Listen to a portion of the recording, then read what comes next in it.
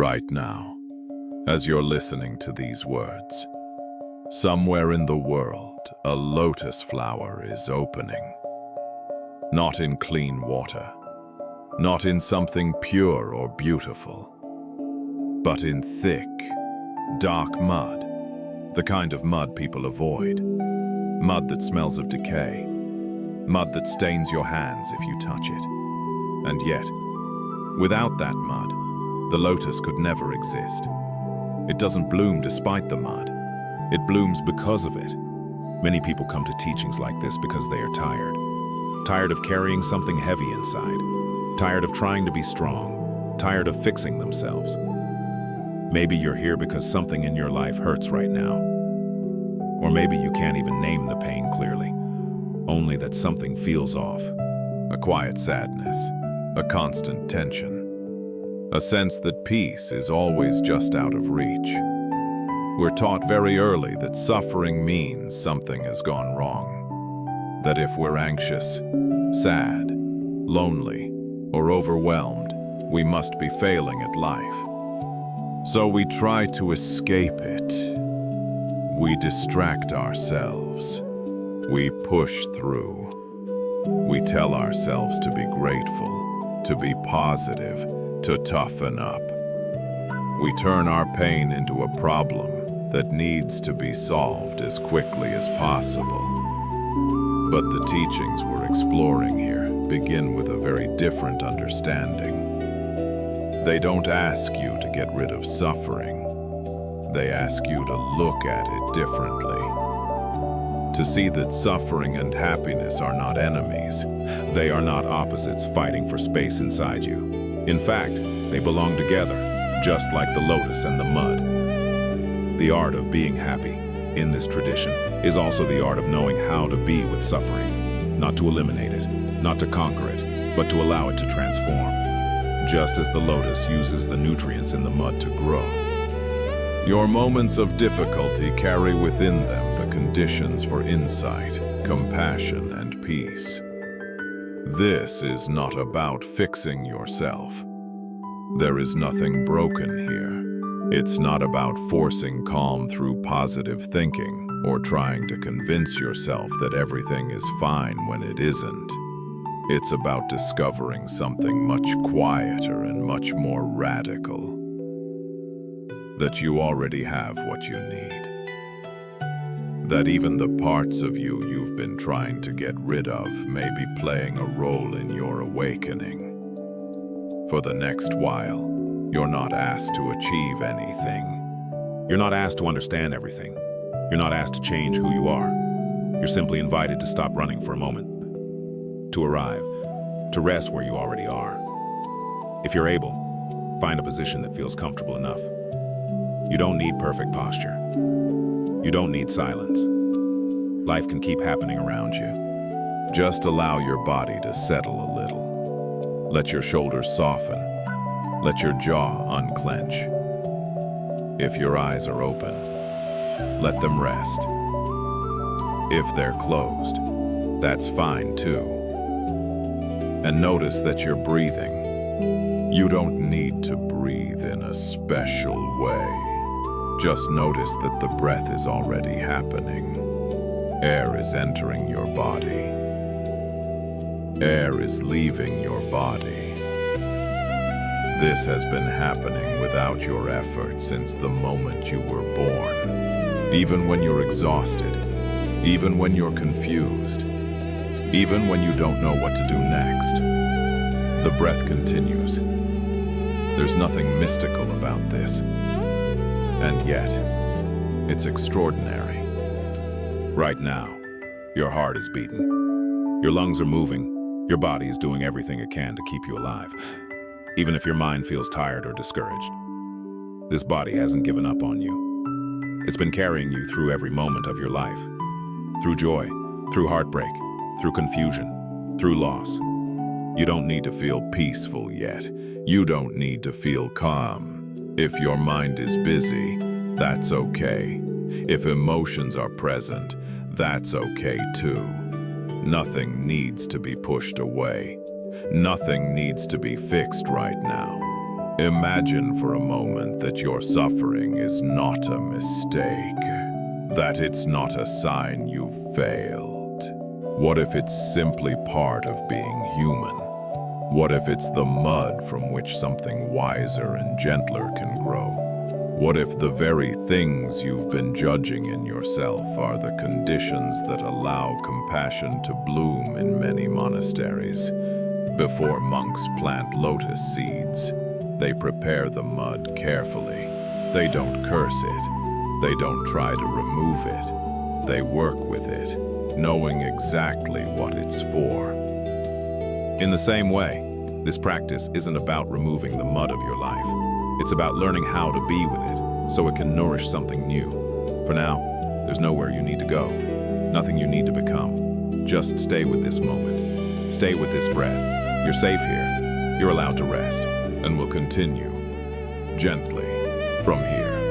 There is a simple image the Buddha once used to describe human pain. He asked his students to imagine being struck by an arrow.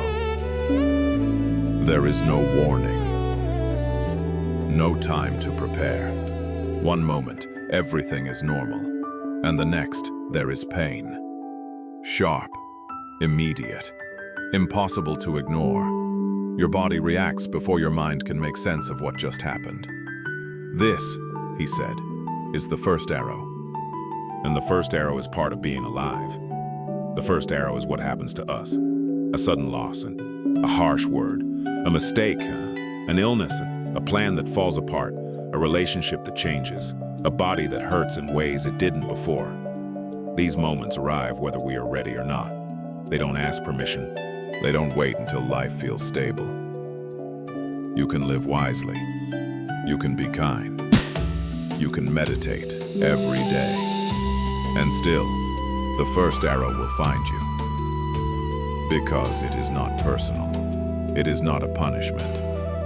It is simply life moving as it always has. Someone you love says something careless.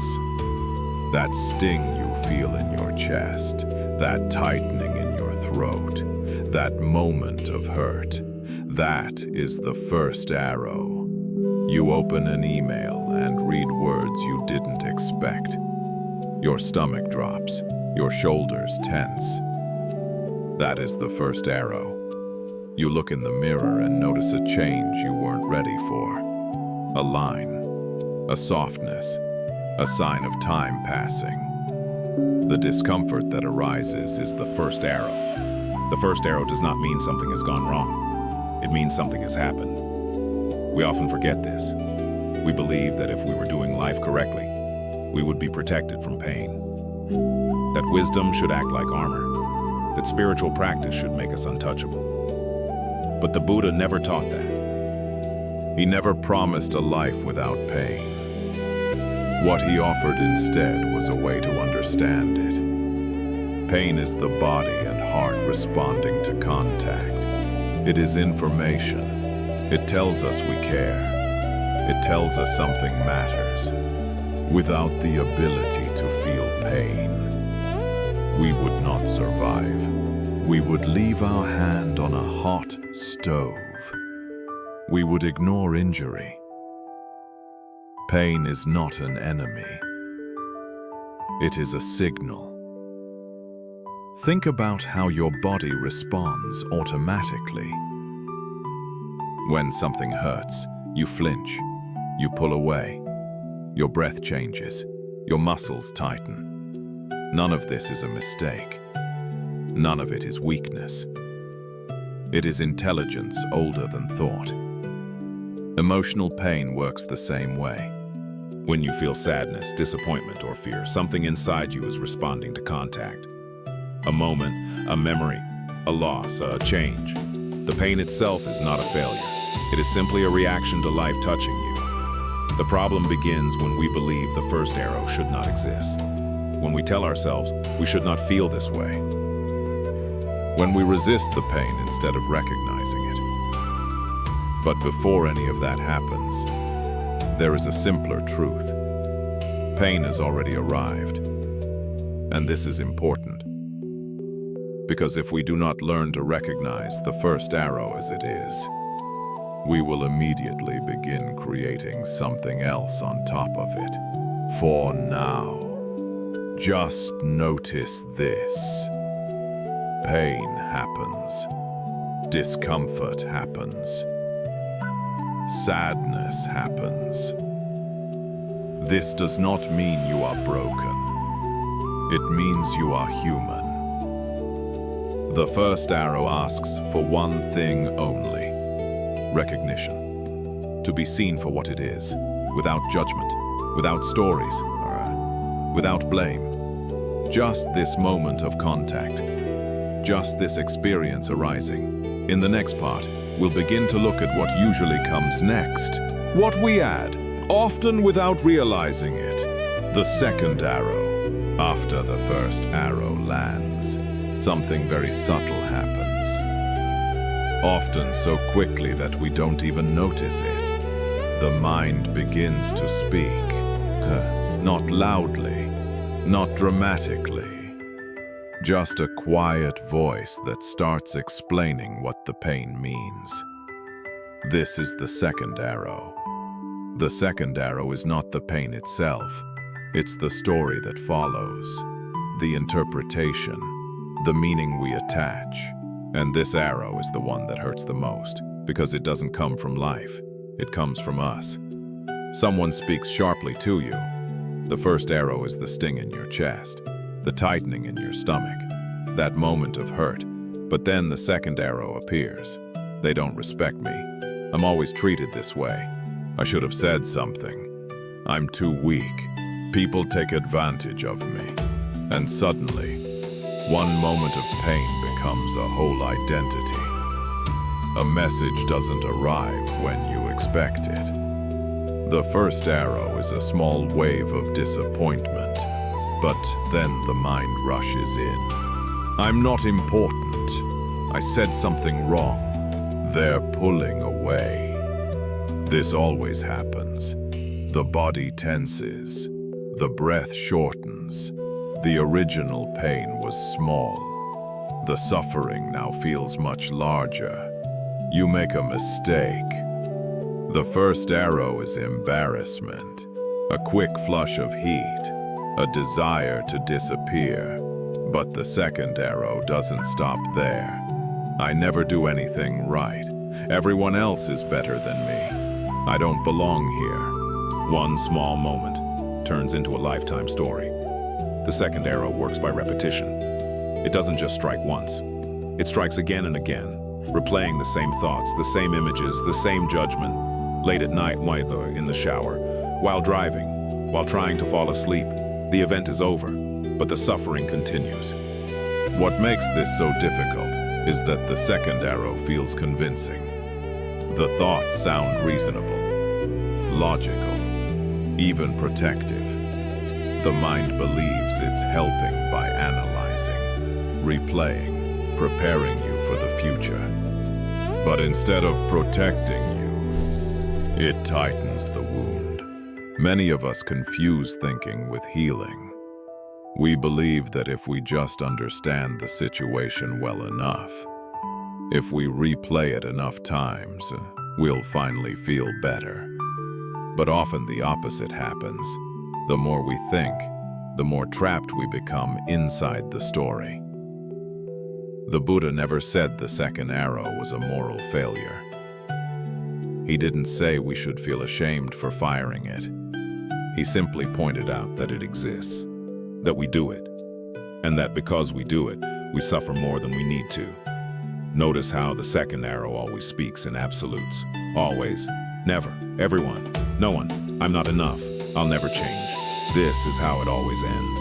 These words don't describe reality. They describe a mind under stress. When the second arrow is active, the present moment disappears. You're no longer here. You're living in a past that cannot be changed, or a future that hasn't arrived. The body stays behind, carrying the tension, while the mind runs in circles. Most of us have been practicing the second arrow for years, decades, We learned it early, that maybe from family, maybe from school, maybe from a culture that rewards self-criticism more than kindness. Over time, it becomes automatic. So automatic that we mistake it for who we are. But here is the quiet turning point. The second arrow only works when it is unseen. The moment you recognize it as a habit, not a truth, something loosens. You may still feel pain, but the suffering doesn't harden as much. It doesn't take over the entire landscape of your mind. You don't need to argue with the second arrow. You don't need to replace it with positive thoughts. That often becomes another form of violence. Instead, you simply notice, this is a story. This is the second arrow. And that noticing creates a small space, a pause, a breath. In that space, you may discover that the pain underneath is bearable. Sadness can be held. Disappointment can be felt. Embarrassment can pass. Without the extra layer of judgment, the pain moves like weather instead of turning into a storm. The second arrow loses its power, not because you defeat it, but because you see it clearly. And seeing is already the beginning of freedom. In the next part, we'll explore why we fire this second arrow so instinctively. Why running from pain feels safer than staying. And what happens when we stop running. When the Buddha spoke about the second arrow, he didn't ask his students to pull it out forcefully. He didn't tell them to fight it, analyze it, or replace it with better thoughts. He simply showed them that the arrow was there, and that they were the ones holding it. This is important, because the moment you realize you're holding the second arrow, something shifts, not dramatically, not all at once, but quietly. You see that there is a hand gripping it. And if there is a hand, there is the possibility of opening it. Putting the second arrow down doesn't mean the pain disappears. The first arrow may still be there. The ache in the chest, the heaviness in the stomach, the sadness that lingers. But without the second arrow, the pain is no longer under attack. It's no longer surrounded by judgment. It's allowed to be what it is. Often, we believe that if we stop judging ourselves, we'll become careless. That self-criticism is what keeps us improving. That without it, we'll fail. But notice what actually happens when the second arrow is active. The body tightens, the breath shortens, the mind narrows. Learning becomes difficult. Compassion disappears. Nothing grows in that soil. When the second arrow is put down, something softens. The breath deepens a little. The shoulders drop. There is more space around the pain. And in that space, clarity can appear. You can see what actually needs attention, instead of being trapped in what went wrong. Putting the arrow down begins with a simple recognition. This is the second arrow. This is a story, here. This is not the whole truth of who I am. You don't need to say it out loud. You don't need to convince yourself. Just noticing is enough. You might notice this in very ordinary moments. Standing in line, lying awake at night, sitting alone with your thoughts. A familiar loop begins to play. The same self-judgment, the same worry. And instead of following it all the way down, you pause. You recognize the arrow in your hand. At first, the hand may not open completely. That's okay. Even loosening the grip slightly changes the experience. You're no longer pushing the arrow deeper. You're allowing the wound to breathe. Sometimes, simply bringing attention to the body helps. feeling your feet on the ground, noticing the rise and fall of your breath, placing a hand on your chest or your belly. These are not techniques to fix pain. They are gestures of presence, ways of telling yourself, I am here with this. The mind may protest. It may say, this isn't enough. I need to figure this out. I need to solve this. But for a moment, you can let those thoughts pass like clouds. You don't need to follow them. You don't need to push them away. You're just choosing not to fire another arrow. This choice is not something you make once. It's something you make again and again. Gently, patiently. Every time you notice the second arrow forming, you have an opportunity. Not to be perfect, but to suffer a little less. Over time, this changes your relationship with pain. Pain becomes something you can meet, something you can hold, instead of something you must escape from at all costs. You begin to trust that you can be with discomfort without being destroyed by it. This is where freedom begins. Not in controlling life, not in eliminating pain, but in knowing that you don't have to add violence to what already hurts. The first arrow may visit many times in your life. That is part of being human, but the second arrow does not have to follow every time. And each time you choose to put it down, even briefly, you create a little more space, a little more kindness, a little more peace. From here, a natural question arises.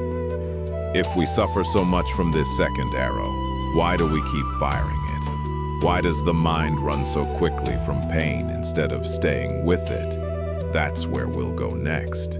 After seeing the first arrow and learning how the second arrow forms, another question naturally appears. If so much of our suffering comes from adding this second arrow, why do we do it so instinctively? Why does the mind rush away from pain the moment it appears? Most of us learned very early that pain is something to avoid. As children, when we cried, we were often told to stop, to calm down, to be strong, to distract ourselves. We learned, gently or not, that uncomfortable feelings were a problem. Something to fix quickly, something to move away from. Over time, this becomes a habit, not a conscious decision, but a reflex. Pain arises, and before we even notice it fully, we're already reaching for something else. We reach for our phones, not because we need information, but because the scrolling creates movement. It keeps us from staying still with what we're feeling. We reach for food when we're not hungry, not to nourish the body, but to soothe something unnamed inside. We stay busy. We work longer hours. We fill every quiet moment with sound, music, podcasts, background noise, anything to avoid the silence where uncomfortable feelings might surface. None of this means there is something wrong with you. These habits are not a sign of weakness. They are signs of a nervous system trying to protect itself. Running from pain feels safer than staying, at least at first.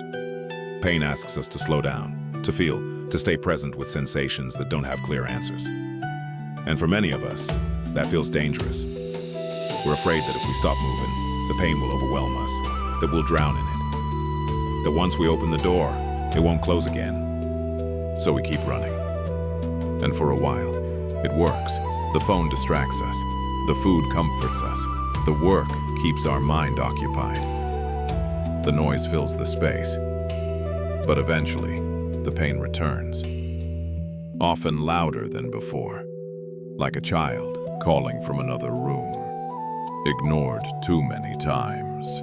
When we don't listen to pain, it doesn't disappear. It waits. It shows up in the body, in tight shoulders, in shallow breathing, in a clenched jaw, in fatigue that sleep doesn't fix, in irritability that surprises us, These are not random symptoms. They are messages. The habit of escape is reinforced by the world around us. We live in a culture that rewards productivity, Distraction, and constant motion. Stillness is often mistaken for laziness.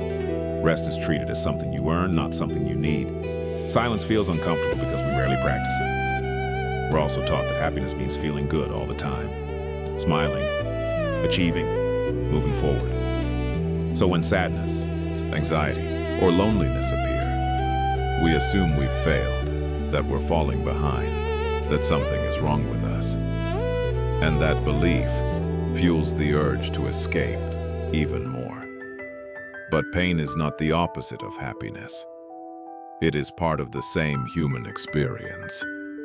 Joy and sorrow grow from the same ground. Trying to remove pain completely is like trying to grow a lotus without mud. The more we run, the more disconnected we become from ourselves. We lose touch with what we're actually feeling. We numb not only pain, but also sensitivity, tenderness, and joy. Life becomes flatter, quieter in some ways, emptier in others. If you notice this habit in yourself, let that noticing be gentle. You're not being asked to stop escaping immediately. You're not being asked to give up your phone, your comforts, or your coping strategies. You're simply being invited to see them clearly. See how quickly the hand reaches for distraction. See how uncomfortable silence can feel. See how the body reacts when there's nothing to fill the space. This seeing is already a form of presence, a pause in the running. And in that pause, something new becomes possible. Not forcing yourself to stay with pain, but beginning to trust that staying might not be as dangerous as it feels. In the next part, we'll look more closely at what happens when we stop running.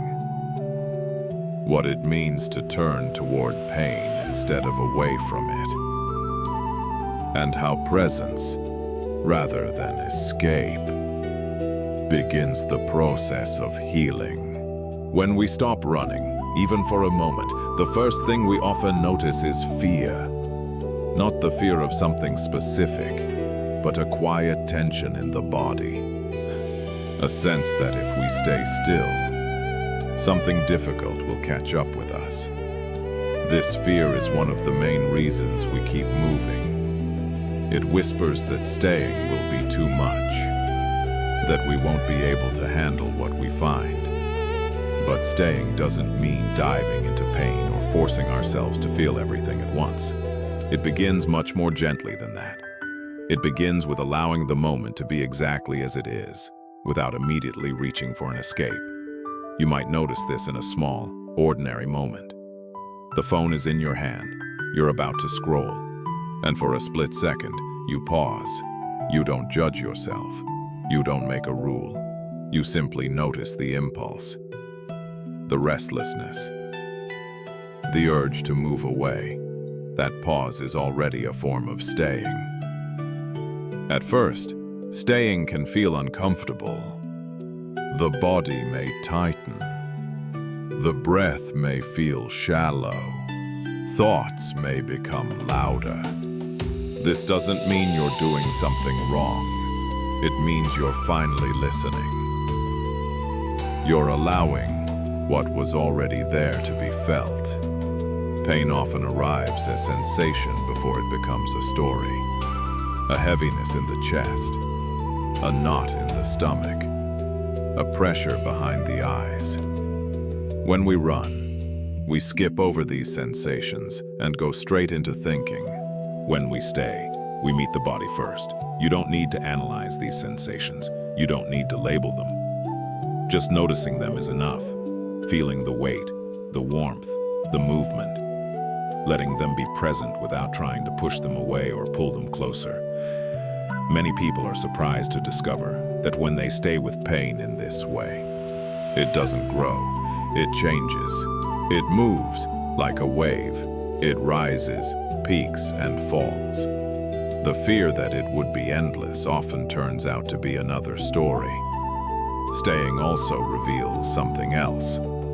Beneath much of our pain is a simple wish to be safe, to be loved, to belong, to matter. When we slow down enough to feel this, the pain begins to soften. Not because it's gone, but because it's understood. This is where escape and presence differ most clearly. Escape keeps pain at a distance, but also keeps us disconnected. Presence brings us closer, but with gentleness. It allows us to be with what hurts without becoming it. There is a tenderness in staying. It's the tenderness of turning toward yourself instead of away, of meeting discomfort with curiosity rather than resistance, of allowing yourself to feel without immediately trying to fix. Sometimes staying means placing a hand on your chest and feeling the warmth there. Sometimes it means taking one slow breath and noticing where it moves in your body. Sometimes it simply means acknowledging, quietly, something is here right now. You don't need to stay forever. You're not asked to sit in pain longer than you can. Even a few seconds of presence change the relationship. Each time you stay, even briefly, you teach your nervous system something new. That discomfort is survivable. That you don't disappear when you stop running. Over time, staying becomes less frightening. The body begins to trust that you won't abandon it the moment something uncomfortable arises. And in that trust, pain loses some of its urgency. It no longer needs to shout to be heard. This is not a dramatic transformation. It's a subtle one. It happens quietly, in ordinary moments, in pauses, in breaths, in the choice to feel instead of flee. As you listen, you might begin to notice small opportunities to stay. Not to force yourself, but to experiment, to see what happens when you don't immediately turn away. When you allow the moment to be just as it is. From here, we can begin to explore a deeper way of staying. Not just noticing pain, but holding it with care. This is where recognition becomes embrace, and where presence begins to heal. Staying with pain is already a quiet act of courage. And from that, staying, the first step of transformation naturally appears. Recognition. Simply seeing what is here. Recognition is not analysis. It is not asking why this feeling exists or how long it will last. It is not trying to improve the experience or push it in a different direction. Recognition is much simpler than that. It is the gentle acknowledgement that something is present. Something is here right now. This may sound small, but it is not. For many of us, this is something we rarely allow ourselves to do. We feel discomfort and immediately move away. We feel sadness and distract ourselves. We feel fear and cover it with thinking. Recognition interrupts this habit. It invites us to pause and look directly, without judgment. You might notice a tightness in your chest, or a heaviness in your body, or a quiet sadness with no clear story attached to it. Recognition does not ask you to explain these sensations. It only asks you to notice them. To say silently, "This is here." There is a difference between being lost in a feeling and recognizing it. When you are lost in it, the feeling becomes everything. It fills the entire space of your awareness. When you recognize it, there is a little bit of distance. Not separation, but perspective. You see the feeling, instead of being completely inside it. This is why recognition is already healing. The moment you can say, "I see you," something changes. The feeling is no longer invisible. It no longer has to work so hard to get your attention. It has been met. Recognition is an act of honesty. You are not pretending to be calm when you are not. You are not forcing yourself to be grateful when you feel heavy. You are allowing yourself to be truthful about your experience. And truth, even when it is uncomfortable, has a settling quality. Many people worry that if they recognize their pain, it will grow stronger. That naming it will give it more power. But often the opposite happens. When a feeling is finally seen, it begins to relax, like someone who has been calling out for help and is finally heard. Recognition does not mean identifying with pain. You are not saying, I am my sadness, or I am my fear. You are simply acknowledging that sadness is present, that fear is present. These are experiences passing through, not definitions of who you are. Sometimes recognition happens through words. You might quietly know it. Sadness is here, or tension is here. Sometimes it happens without language, through simple awareness of sensation, a warmth, a pressure, a movement in the body. Any of these are enough. The key is gentleness. Recognition is not a spotlight interrogating your inner life. It is more like a soft lamp turned on in a dark room. You are not forcing anything to appear. You are simply allowing yourself to see what is already there. If the mind begins to judge, that is something you can recognize too. Judgment is here. Impatience is here. Resistance is here. Nothing needs to be excluded from recognition. Everything that appears is allowed to be seen. You may notice that recognition creates space. Space around the feeling. Space in the body. Space in the breath. The pain may still be present, but it is no longer crowded by avoidance. It has room to exist without being suffocating. This is not about doing recognition perfectly. There is no right way to see what is here. Even noticing that you are confused or numb is already recognition. Even noticing that you don't know what you feel is a form of seeing. Recognition is the first gesture of care toward yourself. Before we can embrace anything, we must first see it. Before we can understand anything, we must first acknowledge its presence. In the next part, we'll explore what happens when recognition is met with warmth instead of distance. When seeing becomes holding. When awareness becomes an embrace. Once something has been recognized, the next movement arises almost by itself. Embrace, not fixing, not changing, simply holding what has been seen with care. Many of us know how to recognize pain, but we don't know how to stay kind once we've seen it. We notice sadness, and then immediately judge ourselves for being sad. We notice fear, and then tell ourselves we shouldn't feel this way. Recognition without kindness can quickly turn into another form of pressure. Embrace is what softens that pressure. To embrace pain does not mean to like it. It does not mean to agree with it or to resign yourself to it. It simply means allowing it to be held in awareness, with warmth rather than resistance. Like holding a crying child. Not to make the crying stop, but to let the child know they are not alone. When a child is in pain, we don't ask them to explain themselves. We don't demand that they calm down before we offer comfort. We pick them up. We hold them close. We let them cry. And in that holding, something begins to settle on its own. Embracing your own pain is very similar. You don't need to understand it fully. You don't need to solve it. You only need to stay close enough for it to feel your presence. This can be very subtle.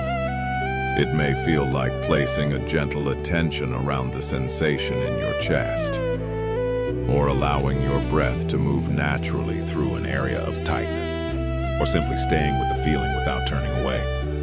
There is no correct form. The quality matters more than the method. Often, when pain is embraced, it responds, not always by disappearing, but by softening. The edges become less sharp. The intensity shifts. The body relaxes slightly. This is not because you forced anything to change. It is because pain, when met with care, no longer needs to protect itself. Many of us learn to meet pain with criticism, with impatience, with a belief that something is wrong. So when we begin to meet pain with kindness instead, it can feel unfamiliar, even uncomfortable. The mind may say this is indulgent or weak or unnecessary, but the body understands immediately. The body recognizes kindness. It responds to it. You may notice that when you embrace pain, memories arise. Emotions that were held back may surface. This is not a sign that something is going wrong. It is a sign that something is finally being allowed, like a wound that begins to heal once the pressure is removed. Embrace does not mean drowning in pain. You are not merging with it. There is still awareness. There is still space. You are holding the pain, not becoming it, just as you can hold a child without becoming the child. You can hold your suffering without losing yourself in it. If the pain feels too strong, you can widen your awareness. Feel your feet on the ground. Notice the support beneath you. Sense the breath moving in and out. Embrace does not require intensity. It requires steadiness. Sometimes, the most powerful embrace is simply staying present for one breath longer than you normally would. That extra breath is a message. It says, I'm not leaving you right now. Over time, this changes the relationship you have with your inner life. Pain becomes something you can approach, rather than something you must avoid. You begin to trust that you can be with difficult experiences without being overwhelmed by them. This is where compassion begins to grow, not as an idea, but as a felt experience. You begin to sense that your pain deserves care, just as anyone else's pain does. That you don't need to earn kindness by being calm or strong or healed. Embrace is not something you do once and finish. It is a way of being with yourself that develops gradually. Each time you meet pain with even a little warmth, you strengthen this capacity. Each time you choose presence over resistance, you deepen trust. From recognition to embrace. Something important has already happened. The pain has been seen. The pain has been held. And in that holding, a deeper understanding can begin to form. That is where we will go next. When something has been recognized and gently embraced, understanding can arise naturally. Not the kind of understanding that analyzes or judges, but the kind that sees clearly, softly, without blame. Understanding in this sense is not intellectual. It is not about finding the perfect explanation or diagnosing yourself. It is about seeing the conditions that gave rise to this pain. The way you might understand why a flower grows the way it does when you see the soil, the water, and the light around it. Every form of suffering has conditions. Nothing appears out of nowhere. Anxiety does not arise because you are weak. Sadness does not stay because you are broken. Anger does not surface because you are bad. These experiences are responses to conditions, many of which were formed long before you had a choice. When you look deeply, you may begin to see patterns. Perhaps this pain shows up when you feel unseen. Perhaps it arises when you feel pressured to perform, to quit. Perhaps it comes from old experiences where safety was uncertain, or love felt conditional. Understanding begins when you notice these connections without turning them into accusations. You are not looking for someone to blame, not even yourself. Blame closes the heart. Understanding opens it. Sometimes, what we are feeling now is not only about now, it is connected to Earlier moments, earlier versions of ourselves that did not have the support or awareness we have today. When you understand this, compassion arises naturally. You realize that this pain has been trying to protect you, to keep you safe, even if its methods are outdated. Fear may have helped you survive uncertainty. Control may have helped you avoid chaos. Withdrawal may have helped you endure moments when connection felt unsafe, or these responses made sense once out. They are not mistakes. They are strategies that have outlived their original context. Understanding allows you to say, I see why you are here. And in that seeing, the struggle softens. This kind of understanding does not require digging endlessly into the past. It does not require reliving old wounds. Often it comes as a simple recognition. A quiet insight, a felt sense of, oh, this is why this hurts. And that is enough. When understanding arises, the relationship with suffering changes again. You no longer feel at war with it. You no longer feel defined by it. You begin to see it as something that arose from conditions, and therefore something that can change when conditions change. This is where transformation happens. Not because you force yourself to be different, but because seeing clearly loosens what was held tightly in confusion. Understanding is not an action. It is a release. You may notice that with understanding, patience grows. You stop demanding the pain disappear immediately. You stop rushing yourself toward healing. You trust the process because you see it more clearly. Understanding also brings humility. You realize that many people carry similar pain. That your suffering is not unique or isolating. It is part of the human experience.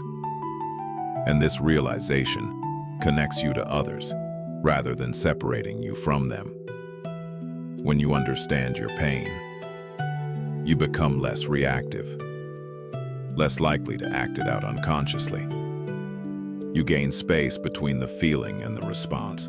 And in that space, choice becomes possible. This does not mean pain will never return. It means that when it does, you know how to meet it. You recognize it. You embrace it. You understand it. And each time you do, the pattern weakens a little. Understanding is not the end of suffering. It is the end of unnecessary suffering. The suffering that comes from confusion, resistance, and self-judgment begins to dissolve. At this point, joy does not need to be created. It begins to emerge on its own, quietly, gently, as a natural byproduct of no longer fighting what is. This joy is not excitement. It is not constant happiness, Fuentes. It is a sense of ease, a feeling of being at home in yourself, a trust that whatever arises, you can meet it with awareness and care. This is the lotus beginning to bloom, not despite the mud, but because of it. The mud has been understood, and understanding transforms its nature. Nothing needs to be added. Nothing needs to be taken away. What was once suffering becomes insight. What was once tight becomes spacious. And what was once feared becomes something you can sit with in peace. This is not something you achieve once. It is a way of relating to your inner life that deepens over time. And each time you practice seeing without blame, holding without resistance, understanding without judgment, you are already living the transformation you were searching for. At this point, there is no need to go anywhere else. Nothing more to understand, nothing more to resolve. We are not moving forward now. We are settling downward, gently, into the body that has been here the whole time. You may begin to notice the simple fact of having a body, not as an idea, but as a presence. The weight of it, the quiet pressure where it meets the surface beneath you. The way gravity is holding you without effort, without asking anything in return. The body knows how to rest, long before the mind agrees to. Even now, parts of you may already be softening. Shoulders that have been lifted for hours, maybe days, begin to lower just a little. The jaw loosens. The space behind the eyes widens. The forehead smooths. Not because you told it to, but because it is no longer being asked to stay alert. Breath is already happening. You don't need to adjust it. You don't need to improve it. Just notice that it is there, quietly moving, like a tide that has been rising and falling your entire life without interruption. As the breath comes in, the body subtly expands. The chest opens a little. The belly responds in its own way. As the breath leaves, there is a natural return, a gentle letting go. Nothing forced, nothing controlled. Just movement and release. You might begin to sense that the breath is touching different places inside you. Perhaps the coolness as it enters, the warmth as it leaves, the small pause in between, where nothing is happening and nothing needs to. The body receives each breath without judgment. It does not ask whether this breath is good enough. It does not wonder if it is doing it correctly. It simply allows the breath to arrive and to leave. Notice how the body feels from the inside. Not how it looks, not how it should feel, just how it is right now. There may be areas of ease. There may be areas of tension. There may be sensations that don't have a clear name. You don't need to label anything. The body does not require commentary. It only responds to attention. If there is tension somewhere, you don't need to push it away. Simply let it be included in awareness, the same way you would include a sound in the distance or the feeling of air on your skin. Tension softens more easily when it is not treated as a problem. The breath continues, steady, patient. It has carried you through moments of joy and moments of fear, through sleep and waking, through beginnings and endings you may not even remember. This breath has never abandoned you. As you stay with the body, you may notice a shift in time, thoughts slow. The sense of urgency fades. There is less need to measure, to plan, to anticipate. The body lives only in this moment. It does not rehearse the past or rush toward the future. It simply exists. Here, you might feel the rhythm of your heartbeat or a subtle pulsing somewhere inside. Life moving itself without instruction. Systems working quietly, tirelessly, to keep you here. You do not need to supervise this. You are allowed to rest inside it. The body has been holding you through everything. Through confusion, through effort, through moments when the mind felt lost. Even when you were disconnected from it. It did not disconnect from you. It stayed. It adapted. It endured. Now, you're simply noticing that you are here together again. Breath after breath, the boundary between inside and outside feels less sharp. The body is not something you have to manage. It is something you inhabit, something you belong to. There is no finish line here, no point to reach. Just this slow, steady inhabiting of yourself. Let the breath continue in its own rhythm. Let the body settle in the way it knows how. Nothing else is required right now. Staying here with the body for a little longer, you may begin to notice something subtle. the sense of effort continues to fade. The feeling that you need to hold yourself together, to manage experience, to stay alert, loosens its grip. The body does not need to be held. It is already holding itself. Breath moves in, breath moves out, and there is nothing personal about it. It is not your breath in the way an object is yours. It is simply happening, the same way wind moves through trees or waves rise and fall in the ocean. You are not making it happen. You are resting inside it. As attention stays with these simple sensations, the idea of a center begins to soften. There is less sense of someone watching the breath and more sense of breathing happening within awareness. The body breathes. Awareness knows no extra effort is required. You may feel areas of the body becoming warmer, heavier, more grounded, or perhaps lighter, more spacious. Both are fine. The body adjusts in its own language.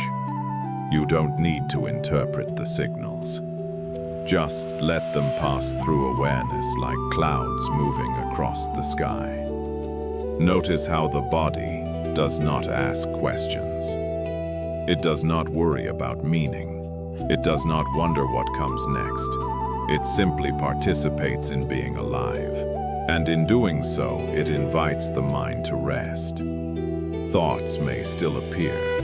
That is natural. But they feel more distant now, less urgent, like sounds coming from another room. You don't need to follow them. You don't need to push them away.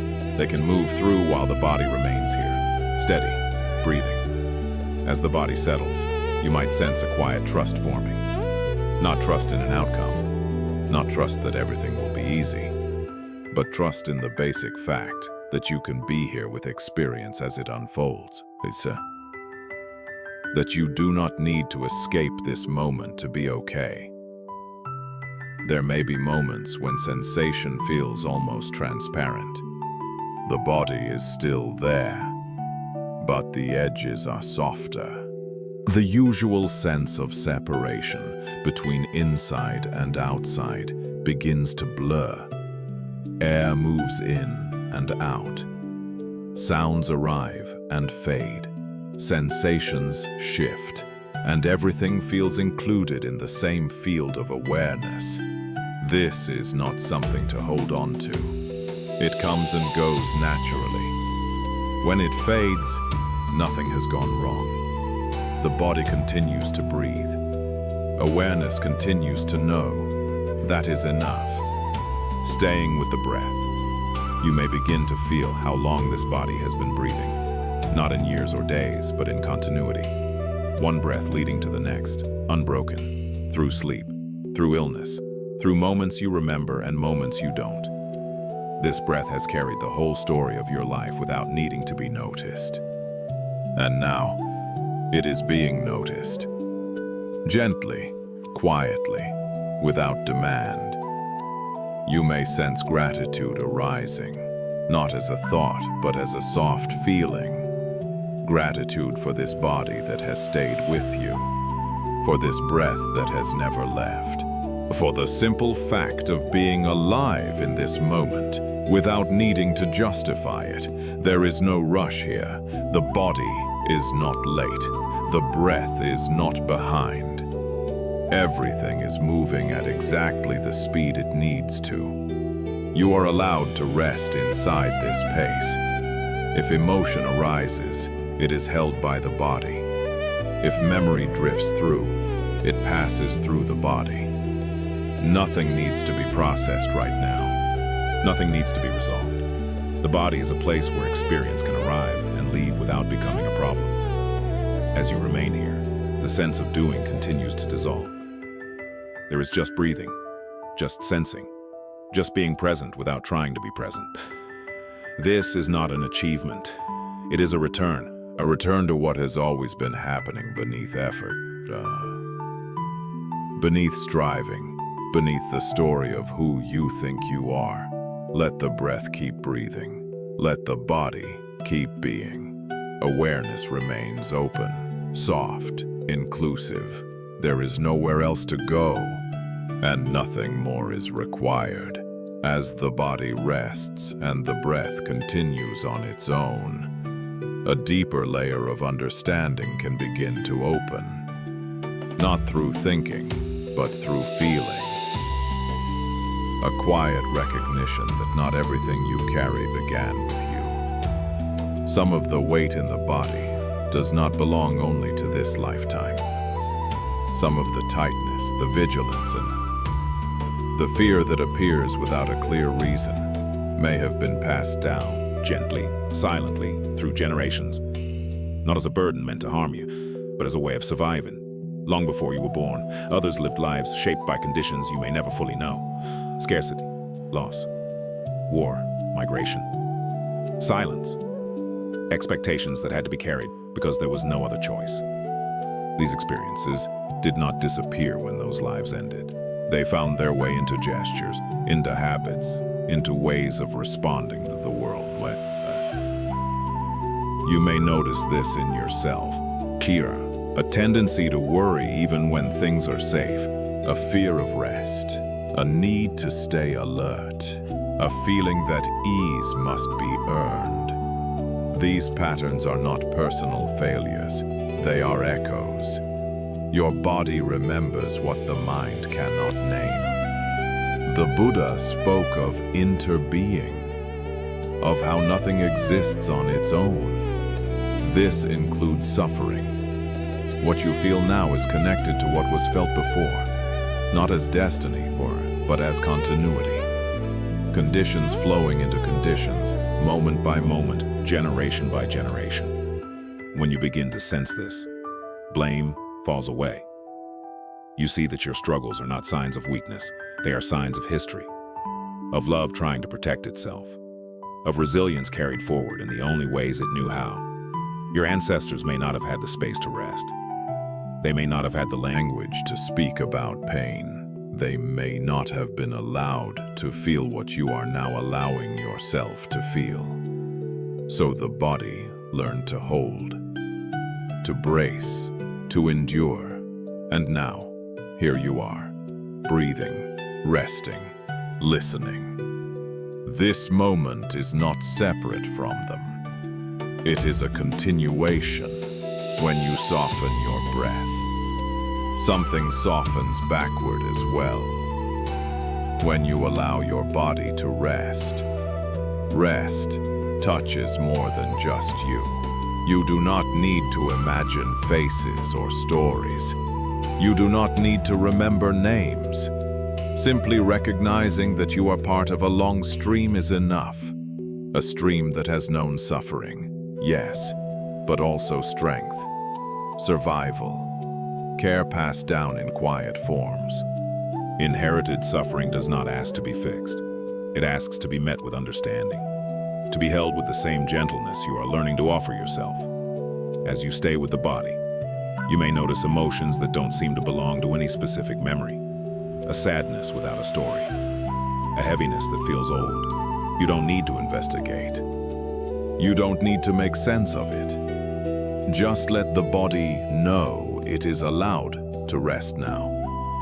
You are not betraying the past by finding peace. You are completing something. You are offering a different ending to a long pattern of holding on. When one generation learns to breathe more freely, it changes the conditions for the next. When one person stops pushing pain away and meets it with care, something ancient begins to unwind. This is not dramatic. It does not announce itself. It happens quietly, the way healing often does. In the body, in the breath, and in the choice to stay instead of run. You may feel gratitude arise, or tenderness, or nothing at all. All of these are welcome. There is no correct response, just the recognition that you are not alone in what you carry. The body you inhabit is not only yours. It is a meeting place of past and present, of memory and possibility. And right now, it is learning something new. It is learning that it is safe to soften, that it does not have to hold everything forever. that it can let go little by little. This does not erase the past. It transforms the way the past lives on. As the breath continues, let this understanding settle gently. There is no need to push it deeper. It will find its own place. From here, the heart often wants to exhale, to feel lighter, to remember that life is not only about carrying weight, that there is also room for ease. That is where we will go next. There is a simple image often used in Buddhist teachings. It is a group of cows standing in a wide, open field. They are not rushing anywhere. They are not worried about the past or planning the next step. They stand, they breathe, they chew the grass slowly, completely present with what is here. Nothing is missing for them in that moment. The mind often imagines peace as something complicated, something that must be earned through effort, insight, or discipline. But the cows remind us of something much simpler. Peace is what happens when nothing is being pushed away and nothing is being chased. The cows are not trying to improve themselves. They are not judging their day. They are not comparing where they are with where they should be. They are simply standing in the field, letting life happen. As you listen, you might notice how different this feels from the way the human mind usually moves. We rush, we measure, we evaluate. We worry that if we stop moving, something will fall apart. The cows do not share this fear. They trust the field. They trust the rhythm of the day. They trust that there is enough. This image is not meant to make us act like cows. It is meant to remind us of a quality that already exists within us. The ability to rest without guilt, to be present without effort, to allow life to unfold without constant interference. You may feel this quality for brief moments. When you are sitting quietly and forget to check the time. When you are outside and suddenly realize you have been simply listening. When you are with someone and the conversation pauses, and the pause feels comfortable instead of awkward. These are cow moments. In these moments, the mind loosens its grip. The body settles. There is no agenda, no problem to solve. Just being, in the most ordinary sense. The cows do not resist weather. They do not complain when the sun is strong or the wind is cold. They adjust. They move when they need to. They rest when they can. Life moves through them without becoming a struggle. There is wisdom in this simplicity, not a wisdom that comes from thinking, but a wisdom that comes from being in rhythm with what is happening. As you stay with this image, notice what happens in your body. The shoulders may drop, the breath may deepen, the jaw may soften. Not because you told it to, but because the nervous system recognizes safety in this way of being. The cows are not distracted. They are not trying to escape the moment. They are fully here, and that fullness is enough. You don't need to hold on to this image. You don't need to remember it later. Let it work quietly, in the background, like a memory of how ease feels in the body. There will be times when life asks more of you, when movement is necessary, when effort is required. The teaching of the cows is not to avoid responsibility. It is to remember that effort does not have to be tense, and rest does not have to be earned. You are allowed to pause. You are allowed to stand in the field for a moment. You are allowed to feel that nothing is urgently wrong right now. This does not mean life has no challenges. It means that not every moment needs to be treated as a problem. The cows stand, breathe, and remain. And in doing so, they remind us of something deeply human, that beneath our stories, our worries, and our striving, there is a simple capacity to be at ease. Let this understanding settle lightly. There is no lesson to take away, no action to perform, just a quiet remembering. From this place of ease, the mind becomes less afraid of change, less afraid of endings, less afraid of impermanence, and that is where we will turn next. From this place of ease, it becomes possible to look at something we usually avoid, not directly, not forcefully, just from the corner of awareness. The truth that everything changes. Impermanence is not an idea to think about. It is something the body already knows. Every breath arrives and leaves. Every sensation shifts. Even stillness is never exactly the same from one moment to the next. Nothing here is fixed. And yet, nothing is wrong. When we hear the word death, the mind often tightens. It imagines endings, loss, disappearance. But in the quiet language of the body, death is not separate from life. It is part of the same movement, the same flow. Notice the breath. Each exhale is a small letting go. Each inhale is a small beginning. The body practices this over and over, without fear. Ending and beginning, seamlessly woven together. Life is not something that stops suddenly. It is something that transforms.